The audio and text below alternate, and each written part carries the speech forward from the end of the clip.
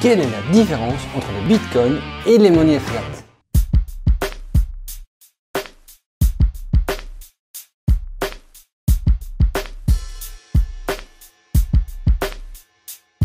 Et bienvenue sur la chaîne Argent d'Or, chaîne où l'on parle d'investissement, de plateformes d'investissement, des potentielles arnaques, de points techniques sur certaines plateformes et de vulgarisation de tout ce qui pourrait être un peu compliqué.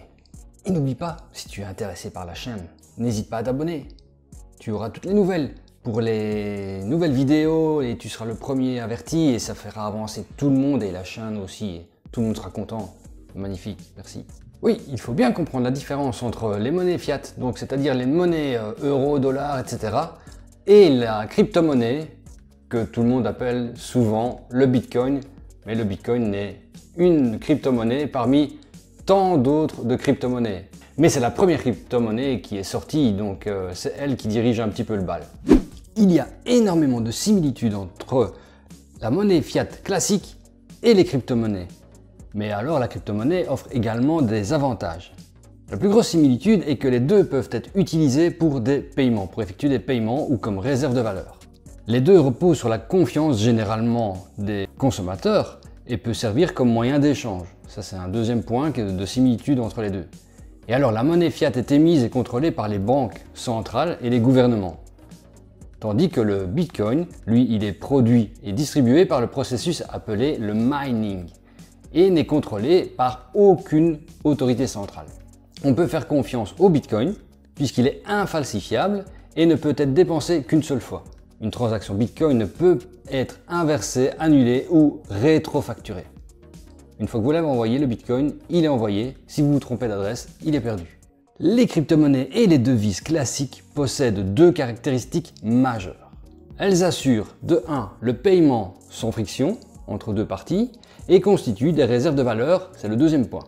Mais bien sûr, alors que la masse monétaire émise par une autorité centrale garantit la confiance dans les monnaies fiat, la confiance dans les crypto-monnaies est fondée sur la technologie sous-jacente, la technologie de la blockchain.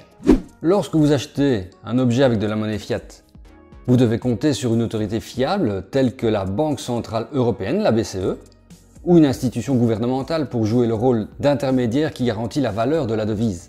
Dans tous les cas, l'acheteur et le vendeur comptent sur le fait que la devise conservera sa valeur après une transaction. Et vous me demanderez, qu'est-ce qu'une monnaie fiat? Une monnaie fiat, c'est la monnaie de commodité qui tire son importance de sa propre valeur. Donc comme les métaux précieux par exemple, l'or et l'argent, le sel ou même les coquillages, une valeur est attribuée à la monnaie fiat lorsqu'un gouvernement la déclare comme ayant cours légal. Mais elle n'a aucune valeur intrinsèque. Oui, en fait, vos pièces de monnaie ou vos pièces ou vos billets ne valent rien en tant que tels, c'est ce qu'ils représentent. C'est un bon de valeur si vous voulez. Et qu'est-ce que la crypto-monnaie, à contrario de la monnaie fiat, me demanderez-vous? Les crypto-monnaies sont des actifs numériques qui constituent un moyen d'échange entre deux parties. Elles permettent d'opérer des transactions directes entre deux individus sans avoir recours à un intermédiaire. Une banque a toujours un intermédiaire pour les monnaies fiat, c'est elle-même. Tandis que pour les crypto-monnaies, il n'y a pas le passage par la banque. La monnaie fiat est soumise à l'inflation et les banques centrales peuvent en imprimer autant qu'ils veulent. Le leader des crypto-monnaies, c'est le Bitcoin. En fait, oui, le Bitcoin, puisqu'il est sorti en premier, c'est la première invention de crypto-monnaie, c'est le Bitcoin. Et il dispose d'un approvisionnement fixe de 21 millions d'unités, ce qui le rend encore plus rare que l'or. Oui, l'or, on ne sait pas combien il y en a exactement, puisqu'on peut toujours trouver de nouveaux gisements, tandis que le Bitcoin, on sait dès le départ, il y en aura 21 millions, pas un de plus. Lorsque le 21 millionième sortira, plus aucun nouveau Bitcoin ne sortira en circulation. Est-ce qu'il y a une différence entre les crypto-monnaies et les monnaies fiat? Eh bien oui et non. Les crypto-monnaies sont une monnaie dans la valeur, où elles permettent d'établir des échanges entre deux parties. Ça, on l'a vu juste avant. Et elles peuvent servir comme réserve de valeur. On l'a vu également avant. Mais elles possèdent également des caractéristiques que le système monétaire traditionnel est incapable de pourvoir actuellement. Les crypto-monnaies peuvent être reçues et dépensées par tous, partout et à tout moment à travers le monde sans avoir recours à la banque ou à un gouvernement. C'est cela l'aspect révolutionnaire de la crypto-monnaie. De plus, la monnaie fiat s'assimile essentiellement à la dette. Lorsqu'une banque centrale émet des billets, et des billets de banque, elle vous remet simultanément à vous en tant que consommateur un pourcentage de la dette de votre gouvernement. Ah ouais, ça il faut le savoir. En toute logique, vous vous demandez sûrement comment cela se passe dans ce cas. Imaginez comment, par exemple, l'Union européenne et les États-Unis créent l'argent.